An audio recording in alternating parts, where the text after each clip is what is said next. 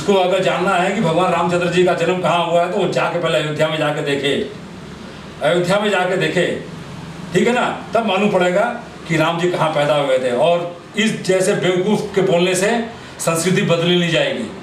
संस्कृति, नरेंद्र मोदी जी गए थे नेपाल, जब हमारे अयोध्या जी भगवान रामचंद्र जी का विवाह हुआ था तब हम लोग बारात लेके गए थे जनकपुरी, तब वो उसी मंच के सामने बैठा हुआ था। इस गधे को तब नहीं मालूम था, तब भी वो चुपचाप सुन रहा था, जबकि उसको मालूम है कि हकीकत ये है कि भगवान रामचंद्र जी का जन्म अयोध्या में हुआ है। अब ये गधा जो चाइना का जो एजेंट है, चाइना का सबसे बड़ा दलाल है ये, और इसके तो कुछ एमएमएस भी बाहर आए हैं जिसमें वो चाइना एम्बेसी के अंदर कुछ महिलाओं के साथ इन्होंने गलत काम करते हुए ये भी रिपोर्ट बाहर आई है। ये चाइना के टुकड़ों पे पलता हुआ एक ऐसा कुत्ता है जो नेपाल को बर्बाद करने पे तुला है, और नेपाल और भारत का जो भाईचारा है उसको खत्म करने पे तुला हुआ है। आज हम यहाँ सब मिलके इस दलिद्र का पिंडदान करने जा रहे हैं। पिंडदान करने के पहले शैतानों की भी पूजा की जाती है, तो हम शैतान की भी पूजा कर रहे हैं। ये है उनका पिंडदान, और भगवान करे उसको नरक नसीब हो, क्योंकि स्वर्ग में ऐसे दलित लोग नहीं जाते हैं। मैं चाहूँगा कि उमेश मिश्रा जी यहाँ बैठे हुए हैं, वो कुछ बोले इस दलित के बारे में।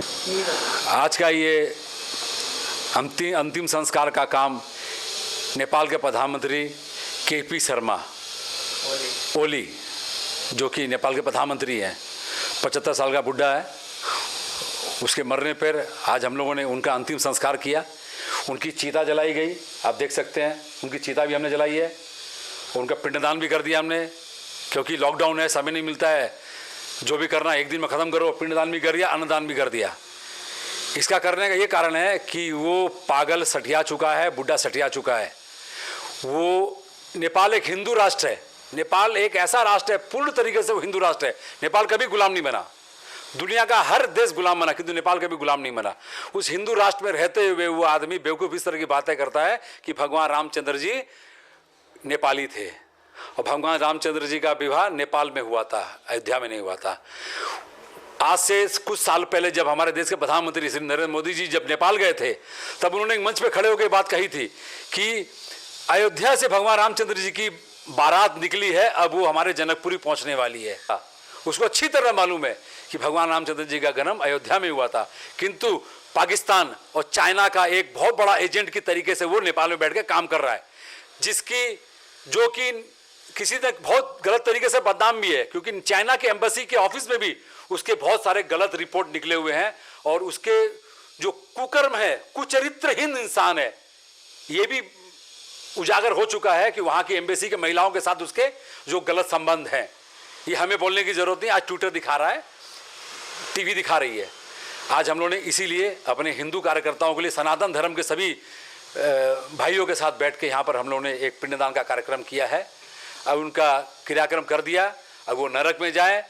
इंसान के घर में तो पैदा होने से रहे वो, क्योंकि इतना दिल से हम लोगों ने पिंडदान किया है, सनातन धर्म की तरफ से पिंडदान किया है। उसका जन्म हो तो किसी सूअर के घर पे जन्म हो, इंसान या किसी भी अच्छे जानवर के घर पे जन्म होने की तकदीर उसका नसीब नहीं है। ये हमारा आज का प्रोग्राम था।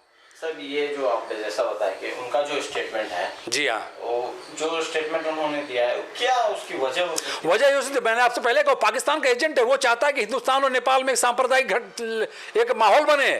आज लाखों लोग यहाँ नेपाल में, नेपाली लोग, हमारे भाई लोग यहाँ काम करते हैं, जिनका जन्म हिंदुस्तान में हुआ है, जिनकी परवरिश हिंदुस्तान, जिनके 100 साल पुराने उसके बाप बाप यहाँ रहे हुए हैं।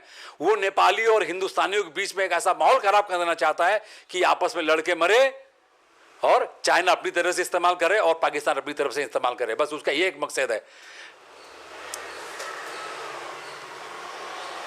वो कोई जगह है, वो बुढ़ा करके। जय श्री राम। मैं कार्तिक बोल रहा हूँ, बजरंग दल, विजयनगर, बैंगलोर, कर्नाटक से। आज एक आदमी का पिंडदान हुआ है। वो आदमी नेपाल का प्रधानमंत्री है, फिर पाकिस्तान का एजेंट है, चाइना वालों का गुलाम है। वो नेपाल और हिंदुस्तान के बीच में आग लगाने का सोच लेके आ रहा है। ये उसका जन्म में नहीं, उसका पूरा परिवार में नहीं हो सकता है। आज उसका पिंड दान दिया है, ब्राह्मण भोज किया है, उसका अंतिम तर्पण छोड़ दिया है। वो किसी जन्म में भी इंसान होकर नहीं पैदा होता है। फिर दूसरी बात है, जब हम राम राम बोलते हैं, हमारा राम के बारे में उल्टा बात कर रहा है, उसका अंतिम क्रिया नरक में भी नहीं होता है, इसलिए आज उसका पूरा अंतिम क्रिया इधर कर दिया है, किधर ब्रह्मांड में उसको जन्म नहीं मिलता है। फिर ये एक आदमी है, क्या नेपाल का प्राइम मिनिस्टर बोलते हैं सभी, वो पाकिस्तान का दलाल है। हिंदुस्तान का और नेपाल के बीच में जो भी रिश्ता है उसमें आग लगाने का सोच रहा है। वो इस धरती में नहीं हो सकता है।